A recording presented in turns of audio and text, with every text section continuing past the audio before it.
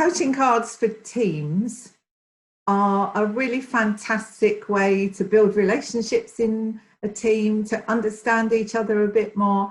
And I also think sometimes safely tackle the difficult issues and have conversations that need to be said and aren't always said. You can use them as icebreakers or to start team meetings, as we often do in our team at Barefoot. Hello then, team. So, first question for our team coaching cards. How have you grown as a person from being part of this team? I'm going to just work my way around everybody that I can see on my screen. So, Emma B, first of all. Oh, Emma, you're on mute. Hi, Ted. Thanks for asking the question. I feel like I've really grown in confidence. And I also feel as if I don't have to do everything on my own anymore, that I'm able to ask for help if I need it to, because it's really important to have you guys all out there helping me. Thanks, Emma. Thanks very much. Alex. Thanks, Ted. I think for me, I definitely feel I now probably take a more considered approach to things, but also that I feel massively more creative working with this team. Thanks, Alex. I really appreciate it. Thank you very much. Chris. So I definitely feel more confident in myself and more confident in that I can actually do the job really well. So yeah, confident. Thank you, Chris. Well, I'm pleased. Emma G. Hi Ted, thank you. Similar to Christine, I think I feel now more confident, and I can definitely take a compliment easier now than I could when I first started at Barefoot. And we're really pleased about that one as well, Emma. Thank you. Liv. I'm definitely seeing a connection through everyone's answers, which is mine's very similar. I've just learned to be myself a lot more. It's a lot easier, and I'm this much closer to accepting hugs. Not quite, but nearly there. We'll work on it. We'll see how we get on. Cheers, Liv. Joe. I want to use the word safety. So following the safety of this team, I feel like I have found my superpower. Thank you, Joe. Appreciate it. Kim. I feel really emotional hearing all those answers, actually. It makes me so happy. Because my answer is having had a business for lots and lots of years on my own, with just normally a couple of people working for me. I've got a bigger team now, and I've learned to delegate, nurture talent, build confidence in others. That's what I really enjoy doing, seeing you all fly and sort of standing on my shoulders and going on and doing the work for yourselves. And to hear what you said today makes me think I might be doing it a little bit right. A little bit. Thank you, Kim. Thank you. Yeah, I kind of echo what you're saying there, Kim, actually. You do sort of feel a little bit of something, don't you, actually, when you're hearing that? The things that really stood out to me, and it hadn't occurred to me until Emma B said it, actually, about the asking for help thing.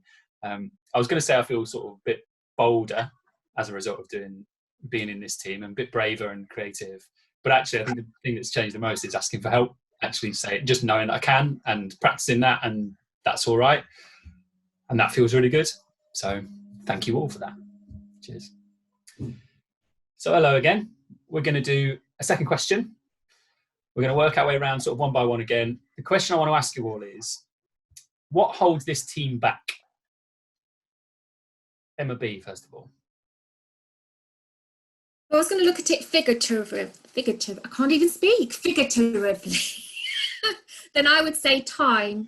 Time holds us back because there's not enough hours in the day to deliver out there exactly what we've been creating every day. We have so much to give and we just need more time. Thank you, Emma. Alex. Got some big nods. You know, I'm struggling with this one a little bit. Really, because, you know, in the last sort of 6 or 7 weeks, I really feel like, you know, the team's gone a long way. And, you know, we work so well together remotely. You know, it's just amazing. I think I would have said time as well. Did you come to me first? Because I really do think that, you know, we've got a lot to go at, and that probably is the only thing, you know, perhaps some resource, but time is the biggest thing that I feel. Thank you, Alex. I think I'll allow you to say the same thing. That'll be okay. Thanks very much, Alex. Appreciate it. Chris, what would you say? So I would say that the whole team really loves to help each other, and sometimes that can be a bit of a detriment to everyone else kind of individually, because you're helping other people, your work gets kind of takes a back seat really. I think that's what holds us back. Thank you, Chris. Thank you for sharing that with us. Emma G. So I think we've been working on it really hard kind of the last few weeks, and kind of following on with the time and the kind of taking on other people's work. I think we're all very good at supporting each other with our workloads and sharing that.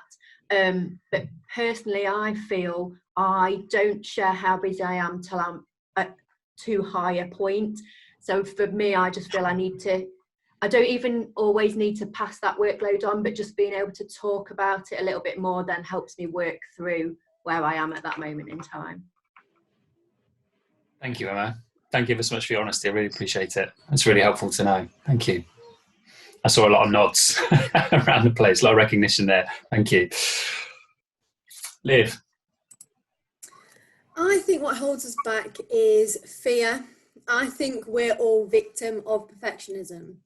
I feel like I don't want to send an email out until it's perfect. I don't want to publish something on the website until it's absolutely perfect. But then by then, it's taken me half an hour when it could have taken me 5 minutes because I'm reviewing it so much.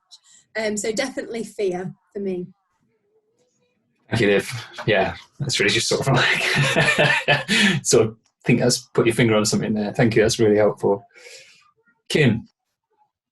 Yeah, thank you again, all of you. It's so useful to hear the thoughts that you've got about it. I feel a bit like Alex does. We have really come together in this crisis. I've always said I've been at my best with my back against the wall, you know, fighting to survive. And it's made me reflect on what holds us back in other times. And that is, I think, a bit of complacency. Nobody's fault, but when it's all going well, we don't think as creatively as we have done recently when we've had to really pivot. Yeah, that's my thought.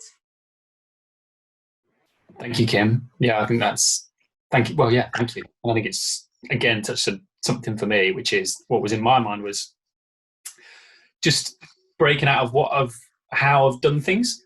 I've not even been here that long, but I was still kind of in a position of like, this is how this gets done.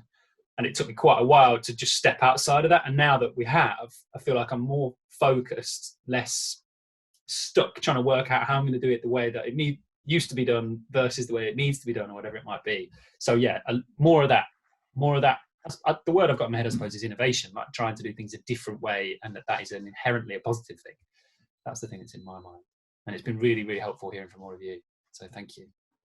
Yeah, I think I've said a few times, I feel like we're in startup mentality again at the moment.